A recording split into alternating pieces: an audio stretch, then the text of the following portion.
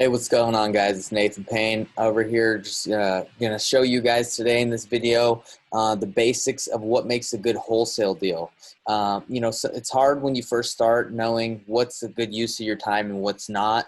And maybe you're looking at a property and you're not sure if it's a good deal. But this is just the basics. We're gonna review real quick what makes a good deal and what usually doesn't make a good deal. Now, every deal is different, but we're going to kind of go over the basics, right? So what makes a good wholesale deal? So the things that make a good wholesale deal is location, location, location. We've come across so many deals wholesaling over the last couple of years where, it's at a discounted price, the seller's motivated, and it's just the location was bad.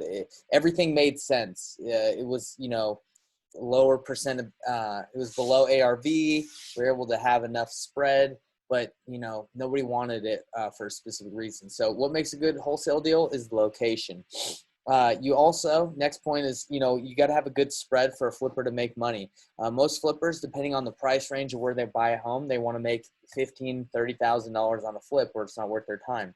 So you got to have a spread in there. Now, I know there's a rule they teach it 70% of ARV minus repairs minus your wholesale fee is what you need it for. We don't really follow that rule because it's every market, since we wholesale nationwide, every market is different.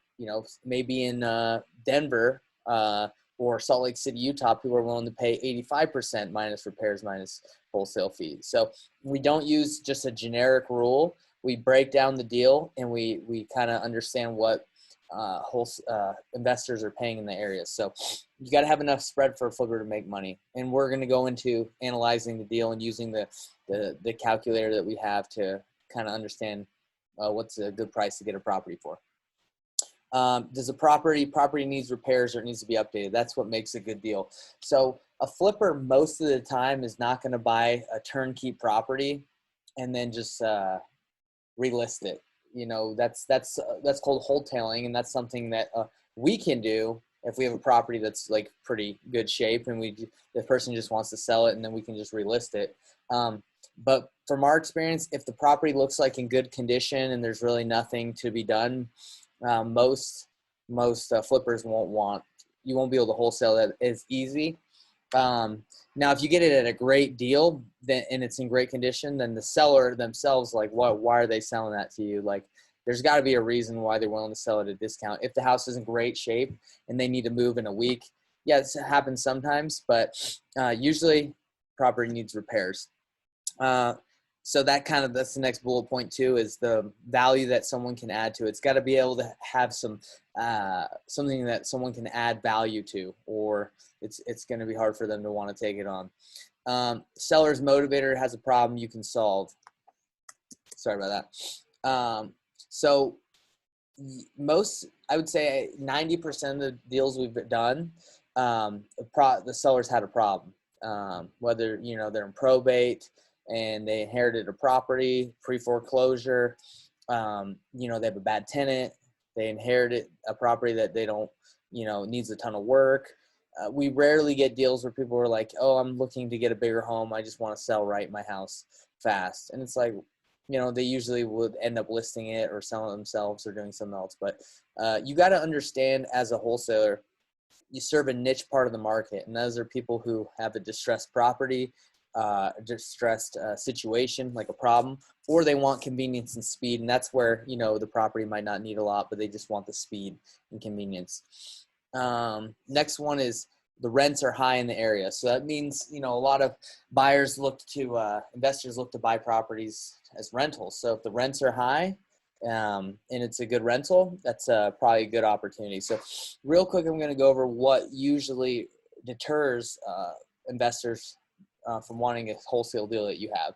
So if it's next to a railroad, people don't usually want that. If it's on a busy street or main road, we've had a couple problems with that where we have a really good deal, but it's on a main road and it makes the value of the property drop down compared to the comps in the area. So if it's on a busy street or main road, that could be difficult to sell it. Next to a commercial building, we've had some homes where, it's a home in the middle of like an industrial park, and it's just weird. It's zoned weird, so those are harder to sell. Next to the highway, tenants are not cooperative to let you walk it. Those are kind of difficult if you can't walk it or do a showing of the property. Those are kind of difficult. Seller is not motivated. If there's no motivation, it's going to be harder to get a wholesale deal. If the ARV is less than 50K, it's going to be difficult. So if the after repair value is less than 50,000, those are harder. I don't think we've done a lot of deals if the ARV has been less than 50K. There's just not a lot of spread to make money on those. So we kind of don't work those as much, but we are in markets. We try to focus on markets that have higher ARV because that means you can make more money. Properties located in a cities with a smaller population. So we've been wholesaling nationwide now for a couple of like a year or so. We've used to just do Salt Lake City, but now we're going nationwide. And when we first started, we would get a lot of motivated properties in the middle of nowhere, and they're very, very hard to sell. Now some of them you can, but it's pretty difficult. So that will present a problem. You know, if you get a property that's located in a really small town, like 5,000, 10,000 people, or in the middle of nowhere. Property doesn't have a lot of flippers in the area. If that's who we're selling our properties to, are flippers or buy and hold investors. So if there's not a lot of flippers in the area, it's gonna be hard to move your deal.